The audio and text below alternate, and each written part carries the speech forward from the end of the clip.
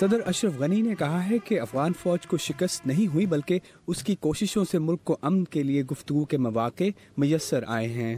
ہر تدبیر سیاسی خود اعتمادی اور سیکیورٹی دستوں پر مکمل انحصار کرتے ہوئے افغان حکومت نے مستقبل کے لیے امن منصوبے کی پیشکش طاقت کی پوزیشن سے کی ہے اور کسی کے کہنے یا کسی کے دباؤ کے تحت نہیں کی۔ افغان حکومت کی جانب سے حالیہ پیشکش پر رد عمل دیتے ہوئے سابق طالبان سفیر برائے اسلام آباد ملا عبدالسلام ضعیف نے امن کی پیشکش کو اہم قدم قرار دیتے ہوئے کہا ہے کہ امریکہ سمیت بین الاقوامی برادری میں اس بات پر اتفاق رائے ہے کہ فوجی قوت معاملات کا حل نہیں۔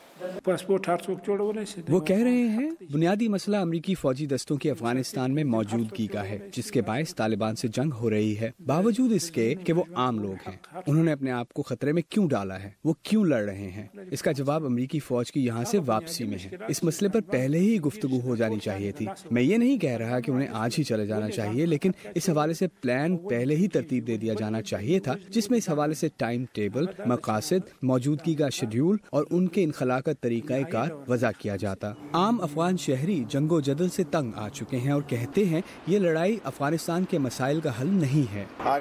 ہم کسی بھی طریقے سے امن حاصل کرنا چاہتے ہیں، یہ سیاسی مسئلہ ہے اور انہیں یہ معلوم ہے۔ کابل میں ہونے والی دوسری کابل پروسیس کانفرنس سے خطاب میں افغان صدر نے طالبان سے لڑائی کے خاتمے اور اپنے آپ کو سیاسی پارٹی میں تبدیل کرنے کو کہا تھا۔